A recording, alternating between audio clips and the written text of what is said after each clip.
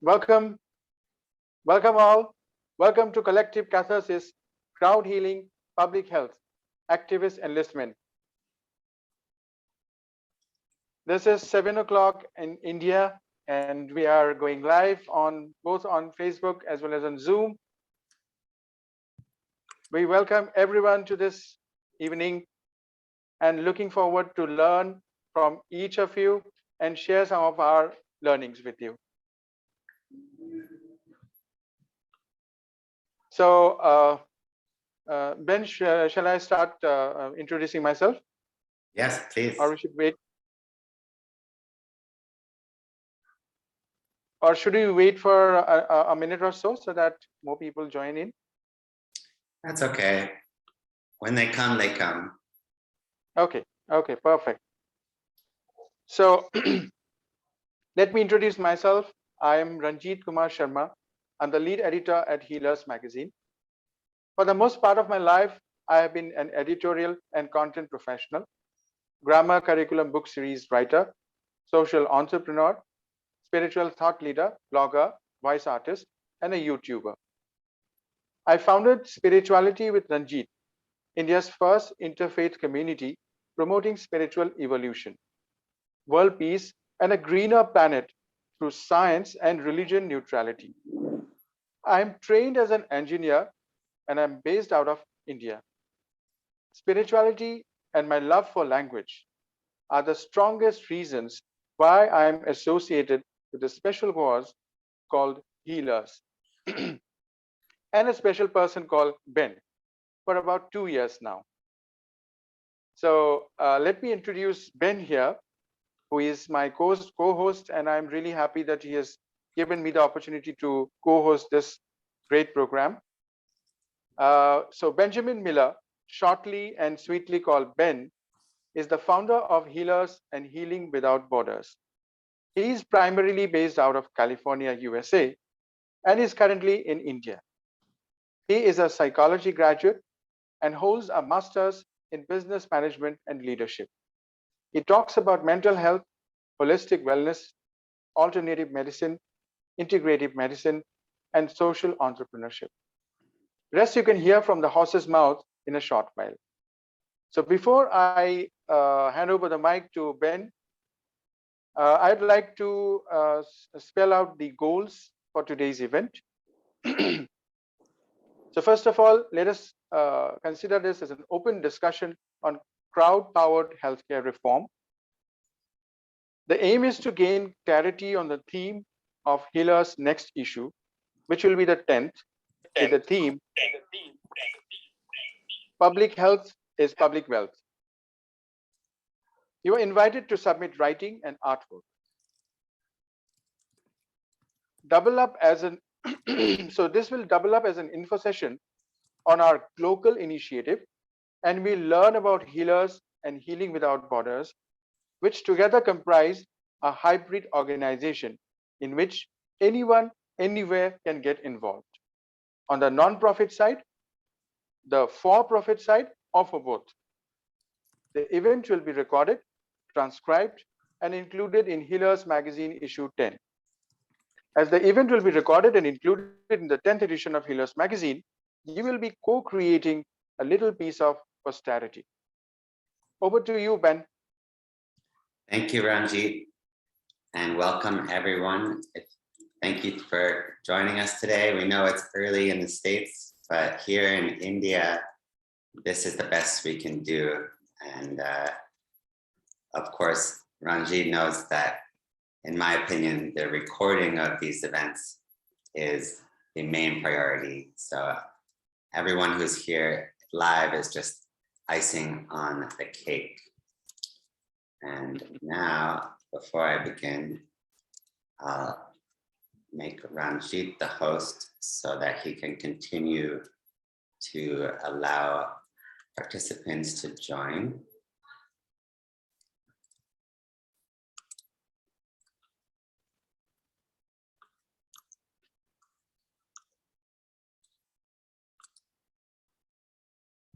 And now I'll share my screen.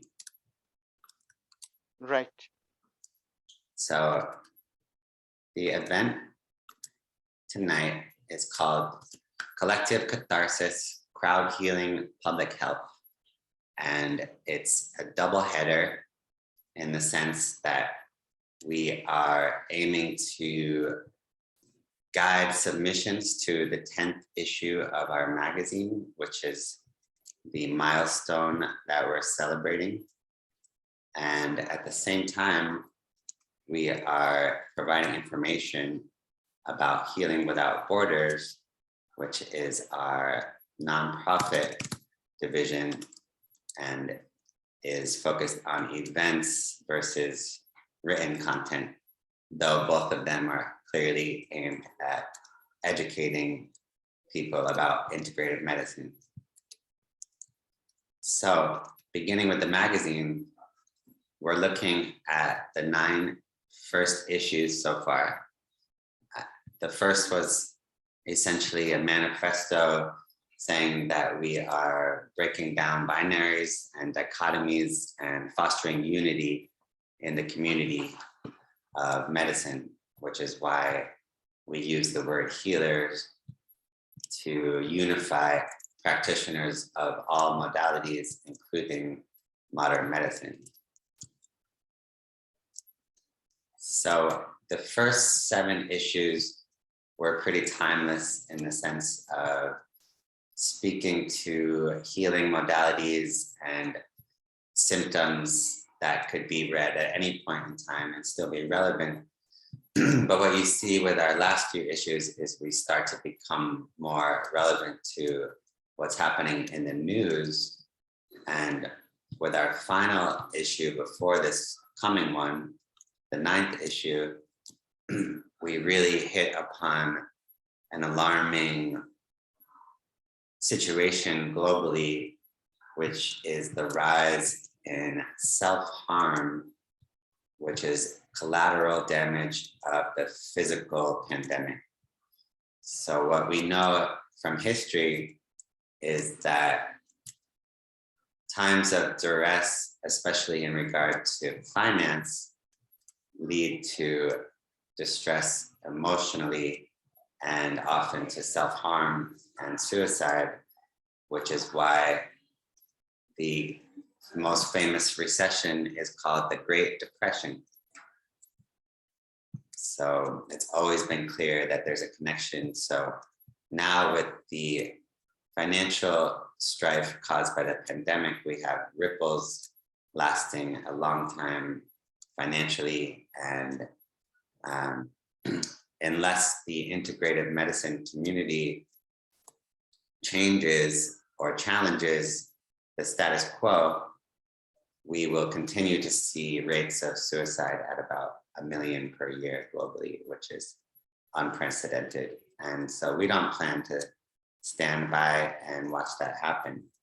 So hopefully the 10th issue of the magazine, which is about crowdsourcing public health, we can identify and get support for a number of initiatives that are promising in regard to changing the status quo.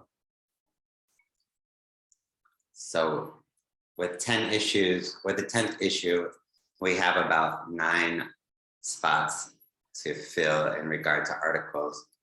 And we have taken the first step in that direction by hosting an event through the nonprofit Healing Without Borders. This was on December 21st.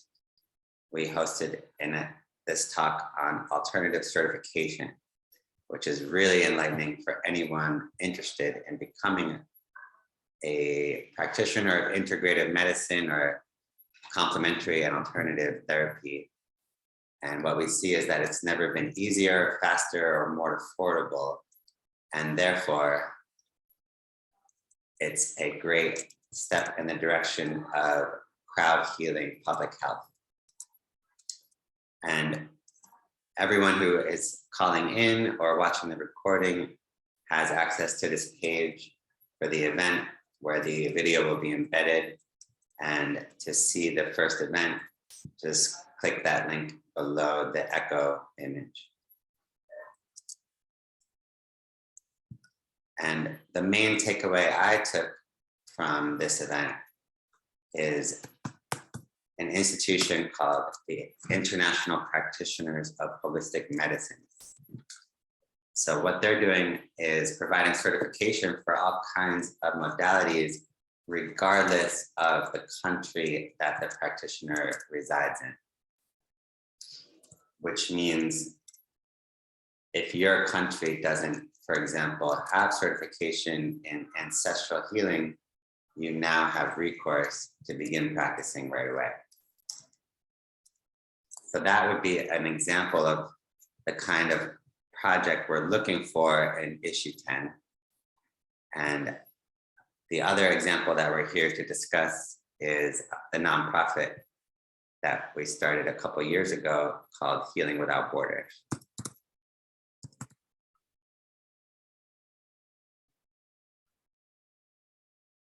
So our original project is the magazine that Ranjit is running as the editor back here. But this site for 5 years has also functioned as a social network.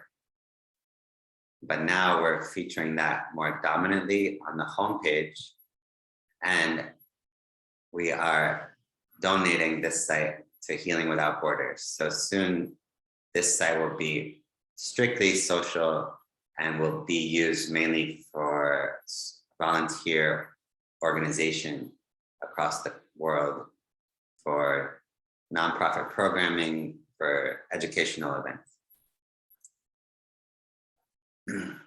And this is how these volunteers work is through local chapters in each community, which are semi-autonomous. So here's an example of a Healing Without Borders chapter here in New Delhi, where Ranjit and I are. And you'll notice that the events are a combination of online global events and local events in the community. So the local chapter leaders are volunteers who represent Healing Without Borders in their community, and they can combine the event offerings with their own local offerings. So we're looking for support for this and trying to use Healing Without Borders to demonstrate what we mean by crowd healing.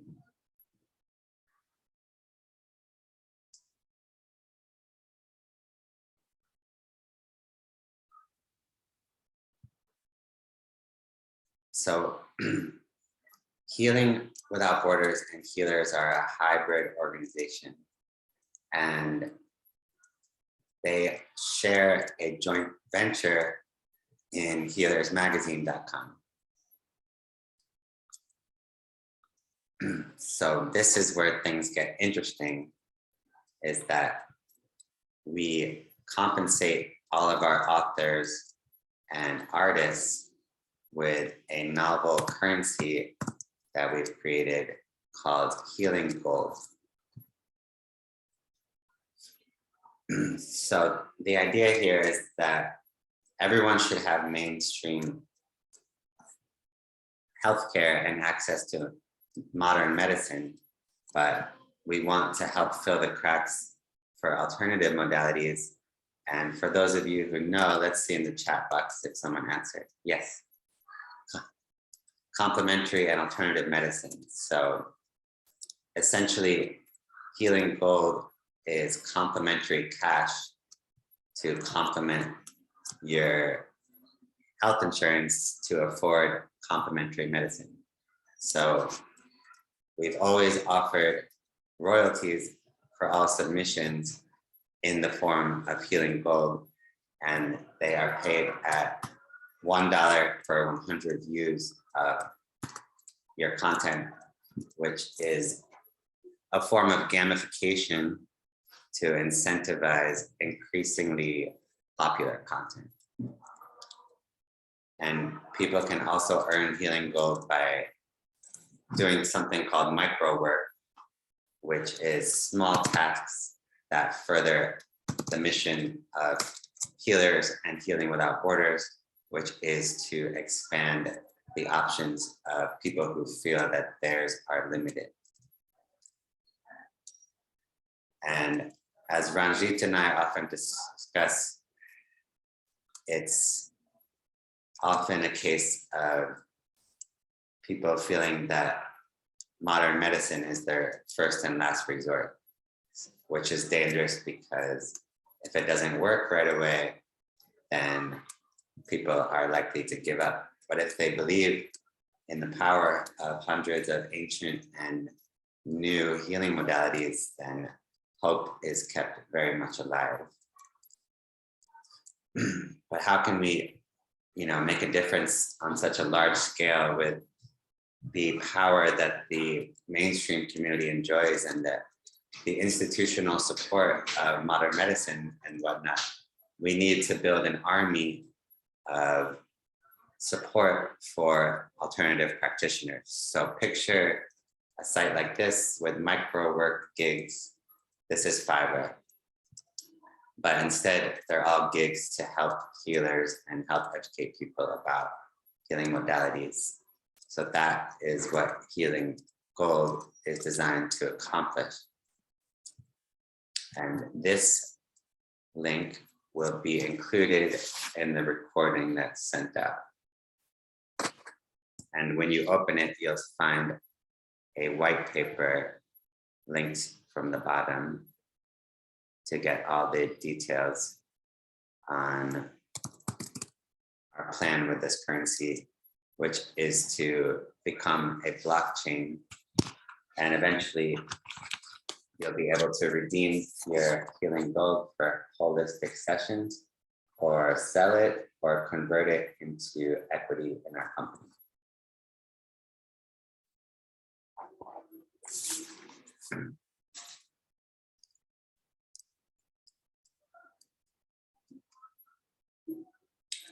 And what I really want to get to here is the democratic part, because when we're talking about crowdsourcing, we're also talking about democratizing the movements that are making a difference. So, international practitioners of holistic medicine is making a real difference for complementary and alternative medicine, but it's not necessarily a democratically run institution. However, you could look at it as democratizing the field of alternative medicine in the sense that it's now much more easy and accessible to get involved as a practitioner. So we want to be a decentralized movement, and the idea is that people who possess the currency are able to vote on everything in the company. So the idea is that anyone can get involved, and they can also work their way into the company democratically. The possessors of Healing Gold nominate the board of directors. The board of directors nominates the staff, like Ranjit and I, and there's no central power making decisions, and shareholders are less powerful than those who possess Healing Gold. So please read all of that. And now that we've gone a little bit into how we are crowdsourcing public health, we can start to look for other examples, and the idea is to find topics that we would like to include in the 10th issue. So some of the articles in the 10th issue will be basically press releases about our new initiatives designed to accomplish this feat of crowd healing. But we have 6 or 7 openings for features on other examples, like international practitioners of holistic medicine. So to get the ball rolling, I was thinking perhaps we could start using the chat box to discuss examples and unmute everyone who wants to speak about a movement that's making a difference or that promises to make a difference. And also begin the brainstorming by asking Ranjit to speak to an organization that I've learned a lot about since I moved to India recently, and that is called the Brahma Kumaris. Perhaps others have heard of them or are involved, but I think Ranjit would be the best to be able to provide an overview on their work and how that might be an example of crowdsourcing public health. Yeah, thank you, Min. Um, so let me switch on the camera. Yeah, Brahma Kumaris is like it's a very famous community, and it has got branches all over the world, and they're very active in spreading the message of peace. And I mean, this was founded long time back, and now the original founder is no more there, but they have been spreading the message of love and peace, and they have been guiding people on a lot of issues, including social and personal issues, and have been also involved in healing modalities to help people get the best out of their life. So that's in short about I mean Brahma Kumaris. So some of the well-known faces in India, for example, Bollywood actor, there's a very famous Bollywood actor, and he's associated with Brahma Kumaris now, and he's a very famous face. And then the sister Shivani, she's a very prominent face, and she's a very good speaker and talks about peace, love, and uh, healing, and about meditation. So that's in short about Brahma Kumaris. So in regard to scalability and making a difference at the highest level, especially in a world that is so spiritually unfulfilled at the moment, how would you explain their ability to propagate globally to thousands of centers in every country? And how can other movements that are crowdsourcing like this follow in their footsteps? So I think the best part is their intention. So the intention is to help people. So when they are moving with that intention in mind, so what happens is that there's a lot of word of mouth publicity happening. So a lot of people across the world, when they actually experience what they are getting out of Brahma Kumaris volunteers, they spread the positive feedback about this, and probably that is the reason why this is a very personal experience everyone wants to share, and they do it on social networks, they do it personally. So overall, what happens that across the world there is a positive view about what Brahma Kumaris do and how they do it, and that is why people actually are so much keen to join them and find how to get happiness, how to get the best out of their lives. So I think there is a similarity of intention here, because healing without borders or healers, the entire community is basically about helping human beings to have more options to particularly not just so about spirituality, about their mental health, about their spiritual health, about their actual bodily health. So so healers also have got a very good intention, and I think that is the only reason why people would love to join healers. And I hope that our message actually reaches out to a lot of people, and I'm pretty sure that people would love to join with us. And there's a huge future in this particular domain, because people nowadays are, I mean, faced with technology, with a lot of things happening across the world, with wars happening, with a lot of unpleasant events happening in personal and professional life. So I think it is the best time that organizations like Healers reach out to people, and more people get the benefit of, getting choices to get themselves healed of their personal, professional, spiritual, and bodily problems. So, as the editor of the Healers magazine, how would you guide those who are interested in submitting to the 10th issue, and not just in, I think we've done a good job at describing the topic of crowdsourcing and crowd healing, and how this is especially about competing with the narrative that mainstream medicine has in its favor. So how can we challenge that narrative and be noisy enough to make a difference? So, Healers magazine and decentralized workforces are a good step in that direction, for example. But not just the topic, but if they're interested in more about the submission guidelines and logistics, maybe you could speak to that for a minute. Right.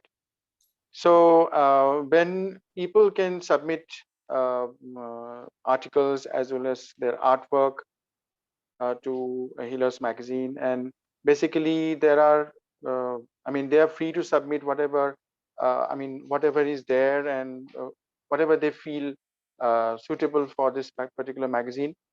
Definitely, they can go through the magazine, visit our website, and try to understand what we are looking for.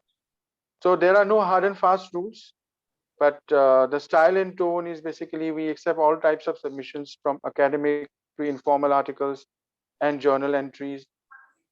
So we can publish pieces written in English at this time. So we won't be able to accommodate other languages for the time being. Hopefully, when Healers expands, probably we'll have that provision. And every post must, of course, relate to some aspect of healing or health, and of course, spirituality. So there can be two ways of submitting text or articles. So one is like for blogs. So they can be short as just 250 words, and people can submit it, and it's completely free. You can create your login and ID, your credentials on Healers, and then you can submit your blogs, and they will be published almost instantaneously, because there'll be no edits from our side. There'll be no internal auditing of those articles. The other way to submit articles is on our featured spots in one of the issues of Healers magazine. So these articles can be long as 5,000 words, but the minimum should be like between 400 and 500 words. And so these articles will be definitely edited, and with our professional editors, of course, will be. I'll also personally go through each and every article coming on Miller's way, coming my way. And the other thing is that they will carry artwork too. So these featured articles will be like professionally edited and properly curated articles on Healers platform, and this can be a paid service. And so these are like basically the things, and then people can submit their artwork. We have got a page where people can actually submit their artwork. It is on healersmagazine.com/submissions.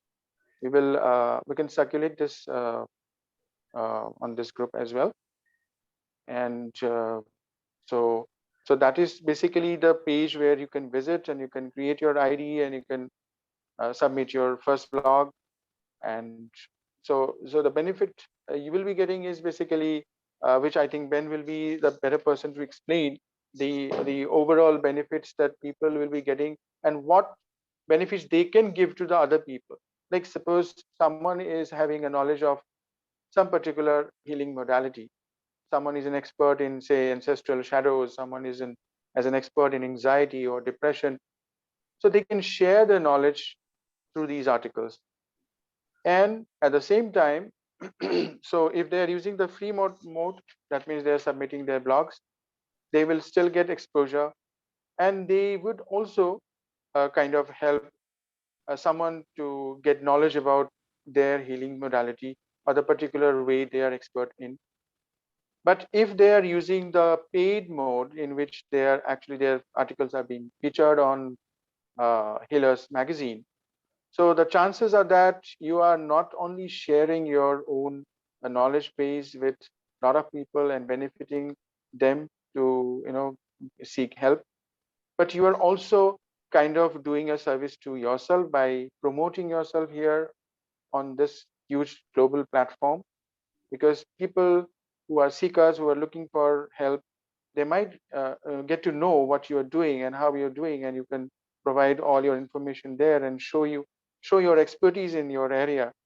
And that way kind of it's a mutual beneficial platform here, because you are getting a chance to promote your work and at the same time you're helping someone. So the basic idea behind Healers and Healers Without Borders. So that's about the submission process. I think the benefit part, I think I would like to give it over to Ben to explain it completely. And maybe you could unmute the other guests while you're at it as the host. Right. So Alexis asked how many readers we have in the US. And that's a good example of the benefit that Ranjit is speaking to. So we are at about 1,000 viewers, unique visitors per month at the moment, and they are about 70% in the United States. But we haven't been focused on marketing lately. So the readership the highest it's been was 6,000 per month. But we've just been more focused on building the company lately and introducing services like consulting and an accelerator for new practitioners, and the cryptocurrency we mentioned, and the mobile app we are building. So lately, traffic has not been our main focus.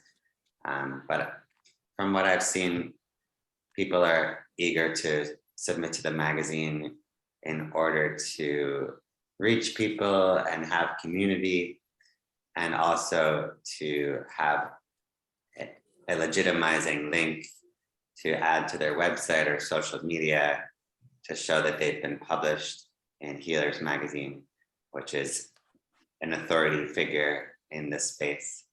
So two of our greatest strengths are our names, Healers and Healing Without Borders. So they both command a certain authority. And that's partly why we believe that we're the most likely to become a household name in regard to integrated medicine. 5 people. Hi there. Hi, Alexis. Hi. How are you? Yeah, we are all good. How are you? Good. I'm fine, thank you. I'm currently in Florida, Okay. but I live in Rehoboth Beach, Delaware. I'm a holistic counselor and a Reiki master and an artist. I've done a number of blogs for a mental health, drug and alcohol rehab center. And I was just wondering about, how I can help here in the US. There's another association that I belong with, and that's the American Integrative Medicine.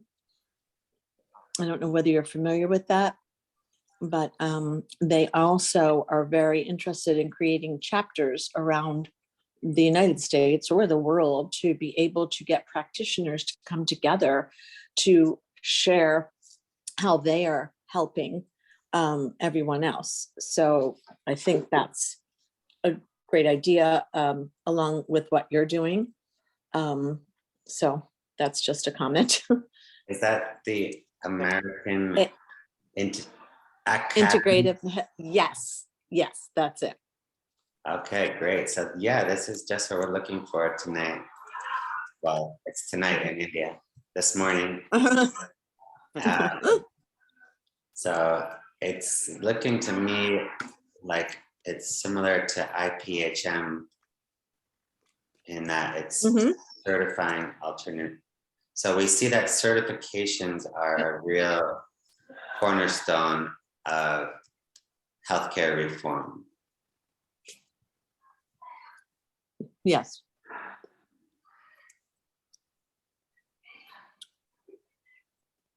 So someone might want to write a feature on them and submit it to issue 10, or maybe Mhm. they would want to do so. Yeah, they might want to do that themselves, write something for you guys. I was That'll be also, They're really on LinkedIn. I was also thinking about NAMI, which is also American. Yes, So Ab- what I love about you're that on the right track. that they're organized by patients, not physicians. So unlike the American Psychiatric or Psychological Association, there's no ulterior motive here, and you can trust them as a patient to advocate for you. My mother Yes, was a patient, and she found this very helpful. I just did a presentation for them about 2 months ago, from hopelessness to hopefulness, Wow. a Zoom presentation. Mhm. Do you know anything else about the organization that About NAMI. yeah.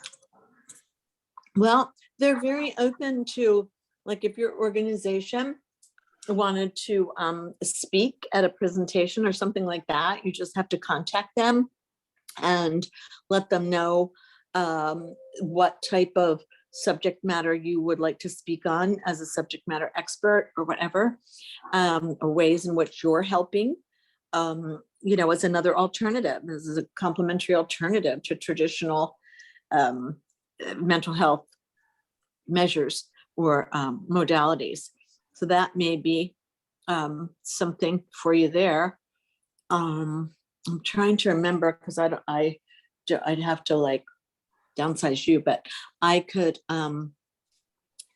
give you, it might be on there, the contact people. I can't remember the name of who I was in contact with to do the presentation, but they're pretty open to receiving any type of recommendations or subjects or just offerings to get the word out about what you're doing. Great. Yeah, I feel like NAMI is a little bit more mainstream in regard to mental health. Like they accept the DSM diagnoses, and so the AIHM is a little bit more radical and aligned with IPHM. But I think in either case, the idea for issue 10 would be to describe what they're doing and to suggest how this in other countries could do the same, where these people-powered organizations don't exist, because they're all, Yes. those two are very America focused, and Mhm. I'm sure there's Yeah, a lot of countries without them. I agree. I just feel like AIHM may be a little more stuffy. They're they just feel a little more rigid than NAMI. And I think that for me, I think they sort of look at a number of things, but there are many more psychologists or physicians involved with that traditional medicine. There are a few Reiki people, but it seems like most of the people are traditional psychologists or physicians or what have you. They're certainly open. That's why they're starting these new chapters, these chapter concepts where they want people in their own hometown to try and get practitioners together to spread the word about complementary alternatives. So that I feel like is a step in the right direction. But Thank you. Thank you. So Of course. Alexis, will it Yes. be like possible for you to write an article or send one of your art pieces or something like that? Yes. Yes. I just would need to know where I send it. I will share you the link. We'll share you Okay. the details. And then also, because I would like to sort of read up on your magazine or to just see what it looks like, to see if what I do Exactly. or how I write fits in even. That will be great. Yeah. Okay, great. I've also, and I don't know whether this would be of assistance to you, I was writing some blogs for a facility, which is, I'm very in alignment with what they do, but it is a drug and alcohol rehab Okay. facility in Maryland. It's called Tranquility Woods, and I've done a number of blogs for them that are very open and honest and real. And they put them on their websites and things like that. But I could send you a sample of something like that, just so that you could see if that fits with you. That'll be really nice. Great. Thank you. And there's also ways to get involved other than contributing to the magazine. So that's what we're talking about when we say that tonight is a double header. So we already described what Healing Without Borders is up to with the local chapters. And there's also a bunch of other roles available. So you see here that we need help in all areas, and depending on where you get involved in the for-profit or the nonprofit side of our hybrid operation, there's a combination of voluntary work and paid work and equity, or also known as sweat equity. So we're looking for help with the migration. That means that we're donating our current site and changing it to Healing Without Borders and moving the articles to a new site for Healers Magazine. We need mentors to help people who are just starting to venture into the wide world of complementary medicine, to just give broad advice on where people might look into which modalities. And we're looking for hosts online and offline in people's communities.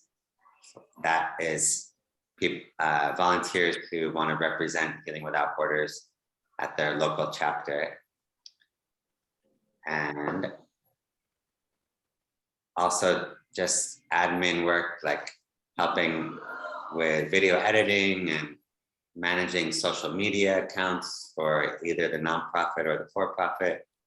And then people who are looking to advance their career, we have some serious business opportunities, like business development, reaching out to potential partners for our client accelerator. And everything's open. We're building a global movement, so there's tons of spots open in the leadership. Right.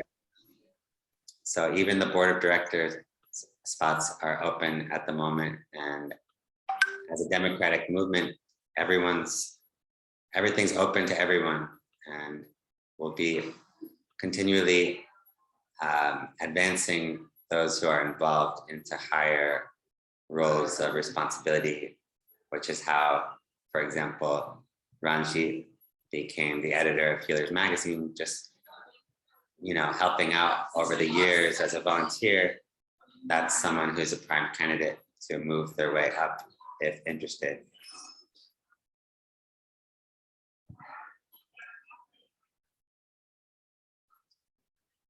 So I think we've got a good idea of several new topics for the 10th issue, which is a good number since we still would like to have a few spots open for those who are watching the recording and have other ideas. But now you have a great sense of the topic and the guidelines for submissions. And Ranjit is available to further guide you. His email address is editors@healersmagazine.com. So he's the lead editor and I'm the other editor helping him. So we're happy to receive drafts or even discuss ideas that haven't been written yet. Just reach out and use us as a resource.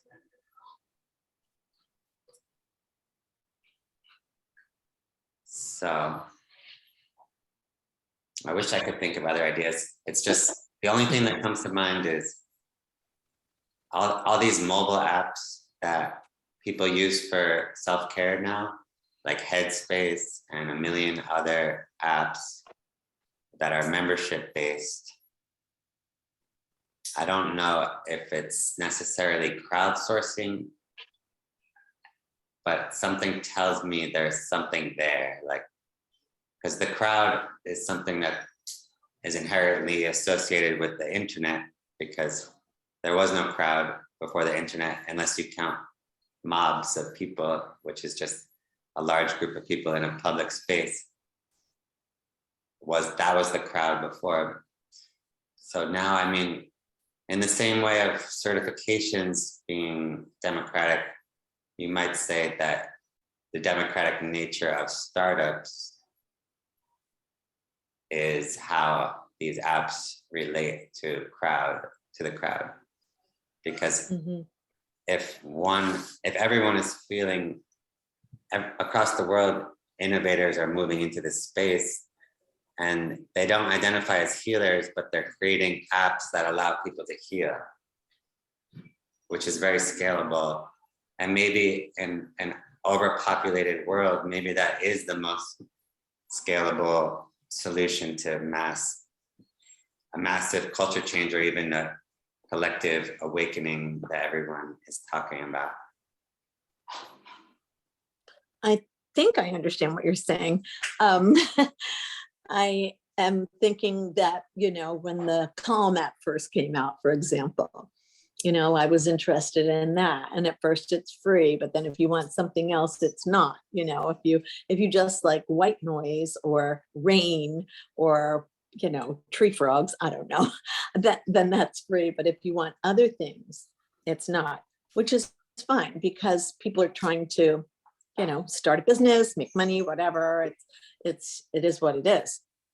So am I hearing you say that you're potentially looking at something like that, like an app for Healers Without Borders, or developing? We have designed an app that allows people to book nearby healers, which doesn't exist yet for the alternative practitioners specifically.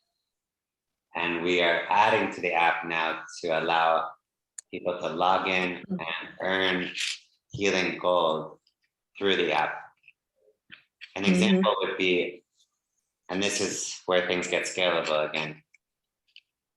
Let's say we release the app somewhere in Montana and there's no practitioners listed.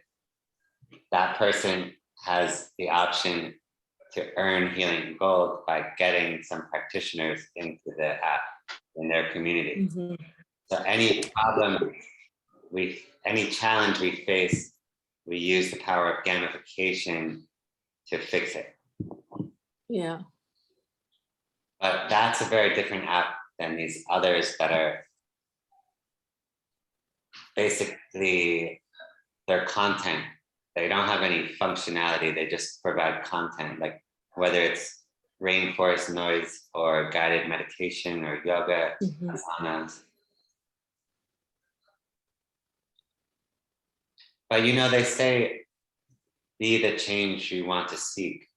So in terms Yes. of the crowdsourcing wellness, maybe it's the millions of people downloading these apps who are just your normal, so-called normal people who are like alphas and they're working full time and they just want something to listen to while they work out, but they're taking a step to better themselves. And this is Mhm. rippling out across to the collective consciousness.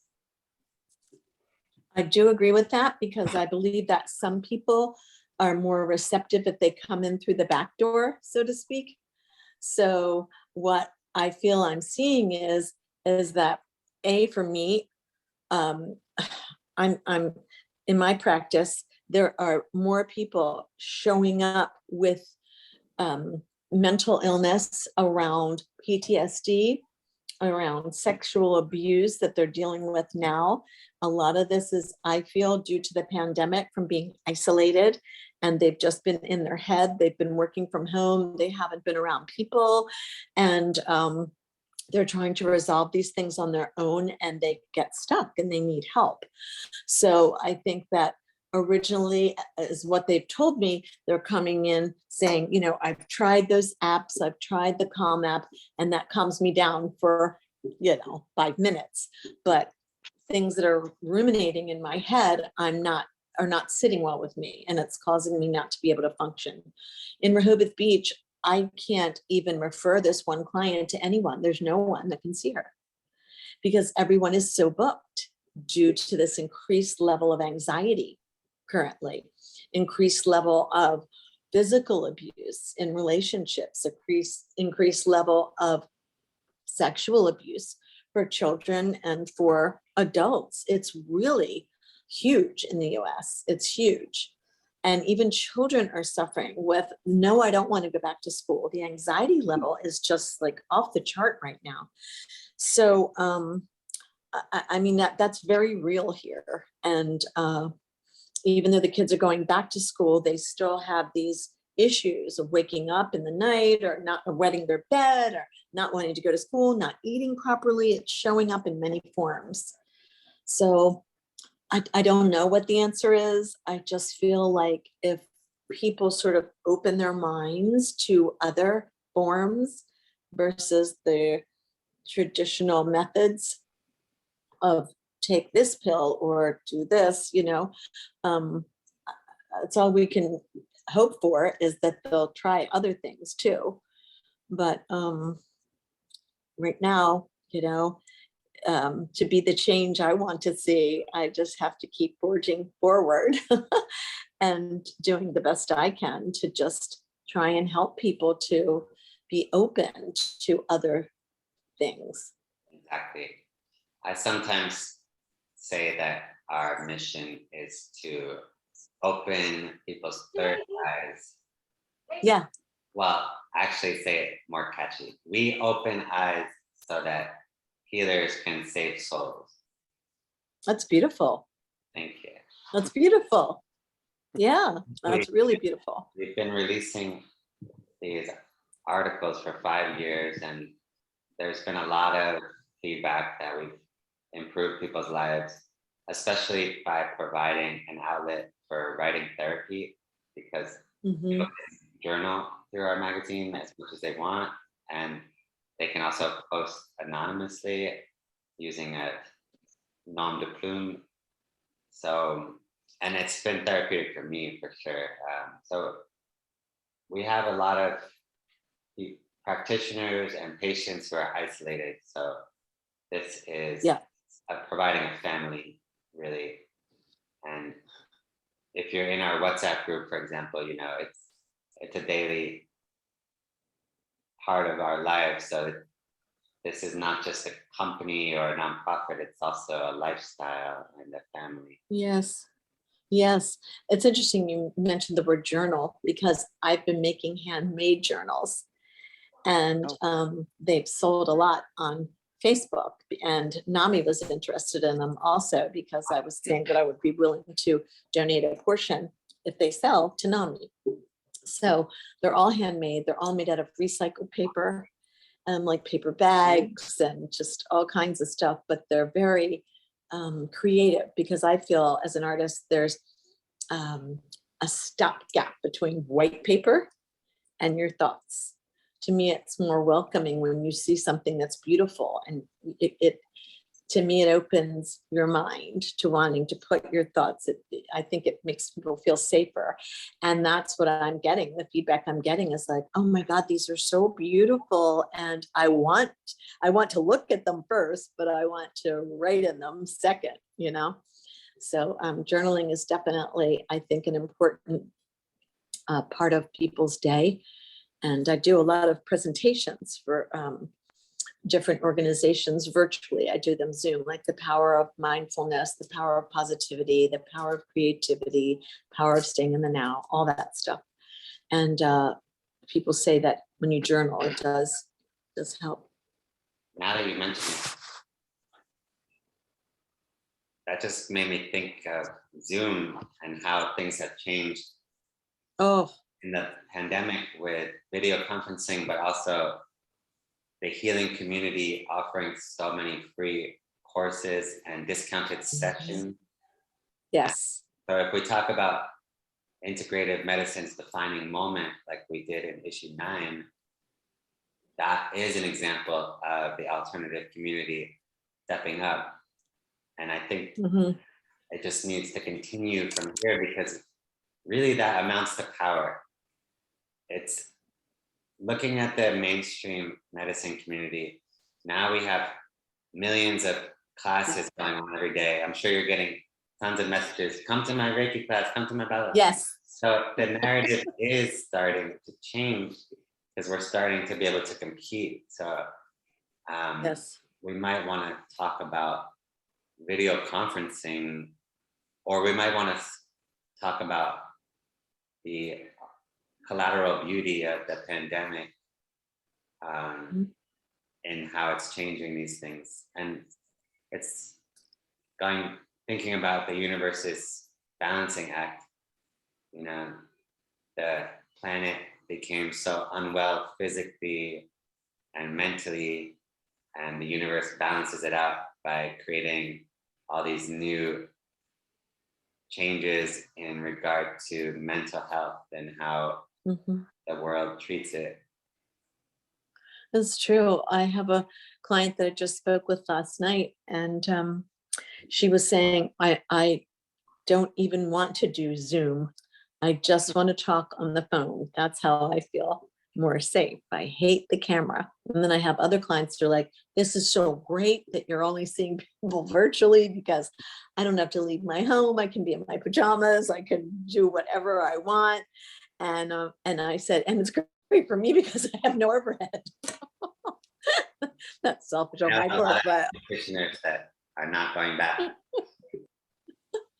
I know, it's just so much easier. I can feed my dogs. I can do everything in the house and not worry about it. And meetup.com is another example. You know, sometimes medium is the message. So maybe we were you know, there's a saying that the fool looks at the finger that points to the sky.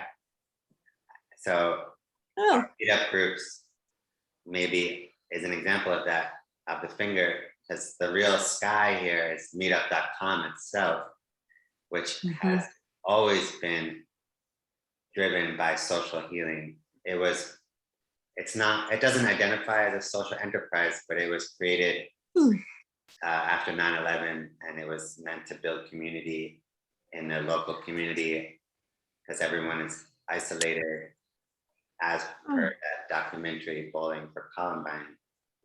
So now we have a good number of topics. I need to get out of here because my office is closing, but I would suggest that we host another event like this in a month, now that we have some solidity around the theme, which was quite obscure until this event. So this event was really designed to help us gain clarity as much as it was to help people who want to submit. And I think we could come in more powerfully next time and consider it the final cut. So we can say, this is your contributor's last chance. And it also gives Ranjit, me, and the other volunteers time to put together a milestone campaign for issue 10.